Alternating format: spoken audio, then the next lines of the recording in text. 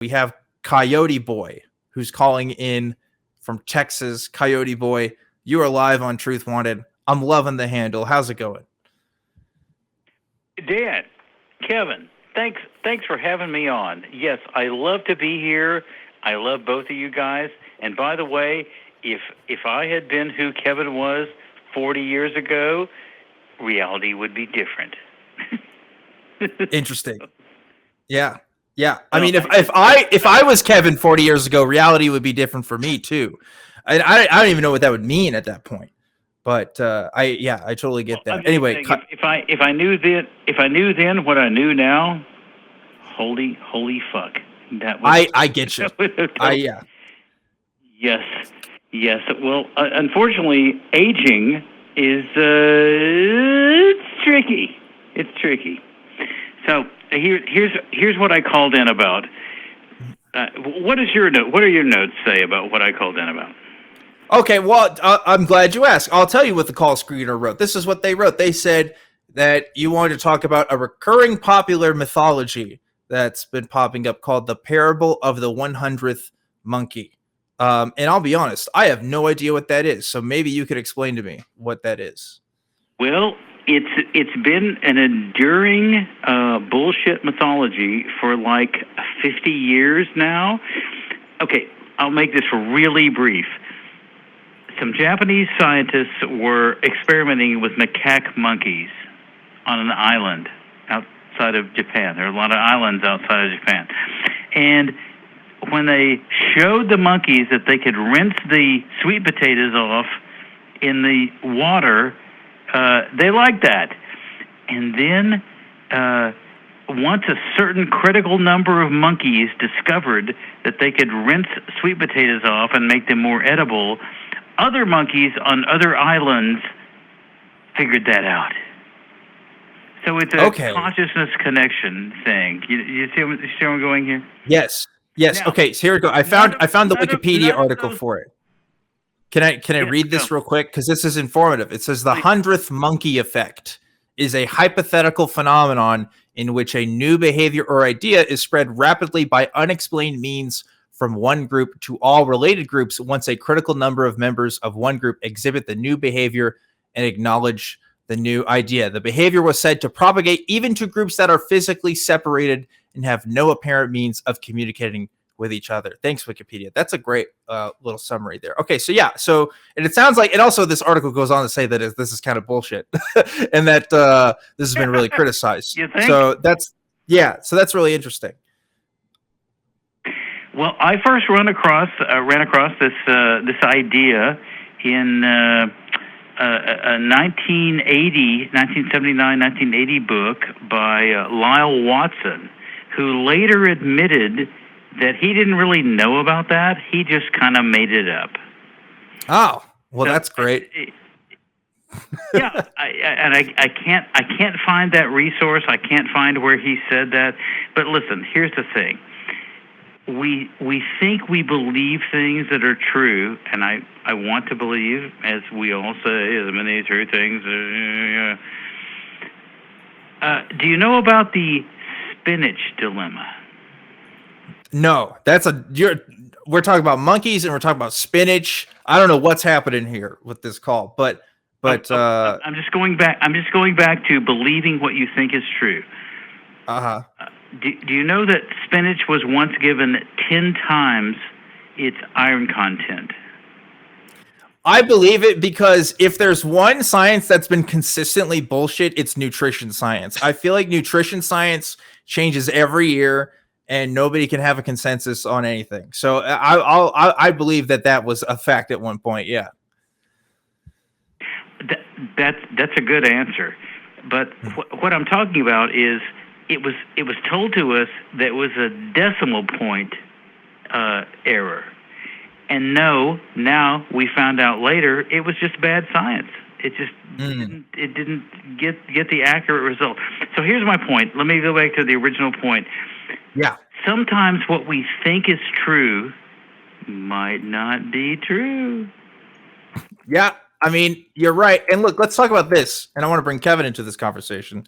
Is that, look, there is this sort of science mythology that we sort of base our beliefs around. And I feel like, in particular, the atheist community, it's really hard to admit that. It's really hard to say, well, listen, I believe all of my beliefs based on, I like science and I like reason, and I'm a subscriber to popular science, and it's like, yeah, okay, but like, for real, all these studies that people quote all the time in arguments with people, have you actually read it? Like, have you actually started, like, from the abstract to the credits to the end? Have you actually done, like, if we're being honest with ourselves, and I try, whenever I cite something on this show, I try to look at stuff beforehand, but I am not an expert on most of the stuff that I read, right? So it's like, even if I read it from top to bottom, I'm not even in a position where I'm qualified to evaluate whether it's good science or not half the time, right? Like, I can tell you general principles, sure,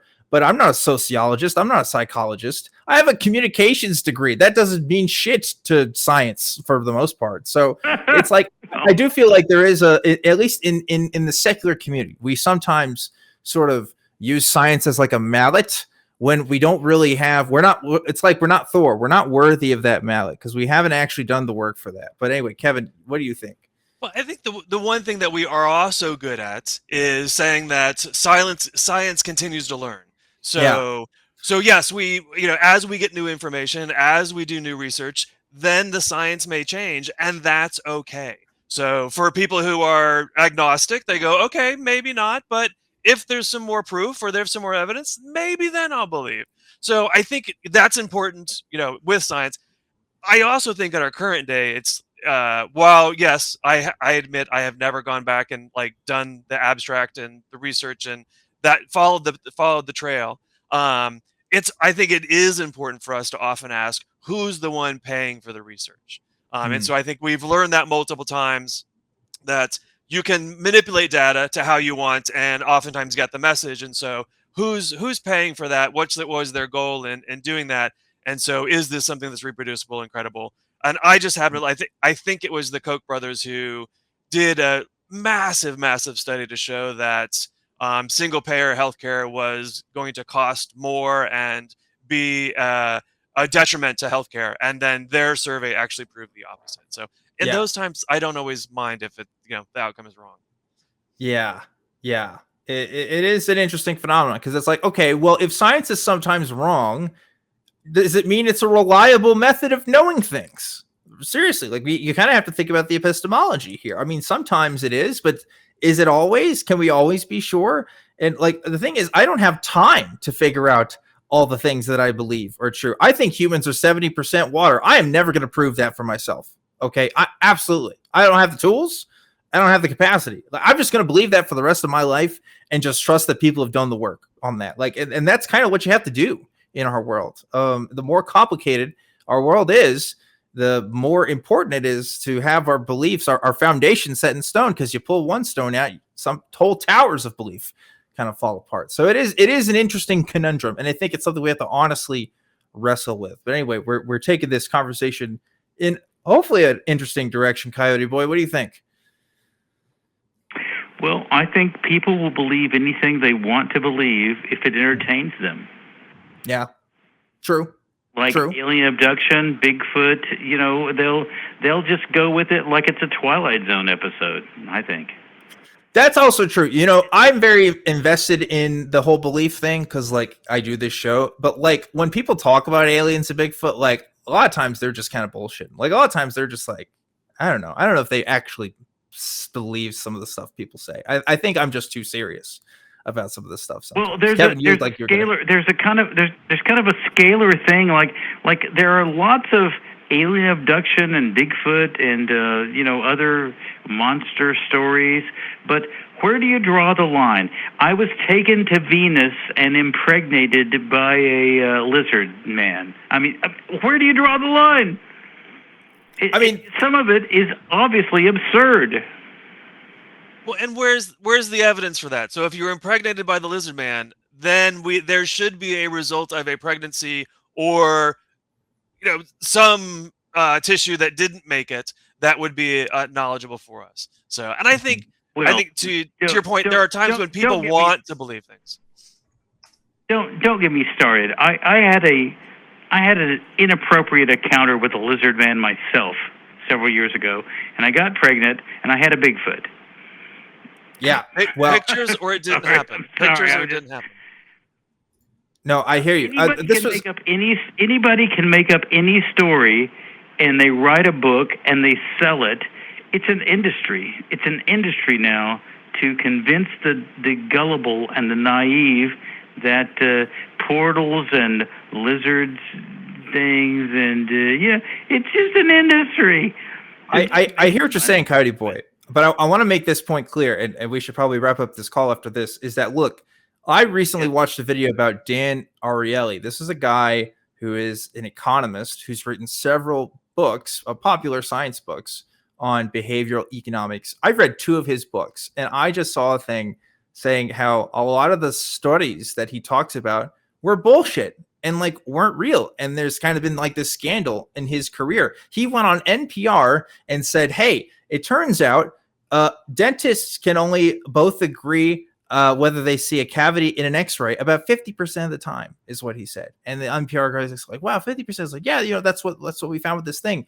And suddenly the people who are actually qualified to talk about this, aka dentists, called in and said, hey, this is actually dumb and this is BS, and there's a huge backlash on it. And this guy has had a career since then. I mean, like, he's somebody who has been respected in scientific communities and still peddling BS. Yeah, is it being pregnant by Venus monsters or whatever? No. But it comes with a veneer of credibility by saying, look, I'm a person with a degree, and here's a study I'm citing. And yet the truth value is just as false, right? It's equally not true. So I don't know. There's something to be said about the veneer of acceptability when it comes to sciences. Is there a line to be drawn on some stuff? Sure. But that doesn't mean that the stuff that sounds more credible is more credible either. It's very complicated. I don't even think it has to be credible anymore. Go ahead, Kevin. So there was a new study out that more people believe what Trump says and than they do than their family and friends and even their priest and pastor. So they're discounting everyone just to believe that. So you have to willingly be gullible, open that up, the gullibility factor to do that. Yeah. It's true. I think we got to wrap up this call here, Coyote Boy. Thanks so much for calling in, though. Appreciate your contribution to the show. The parable of the 100th monkey, or the 100th monkey effect. That's such an interesting thing. I now know a new thing, and I can sound smart at parties and say, this seems like a case of the 100th monkey effect, which, hey, it's that intellectual veneer, right? That's what I'm talking about.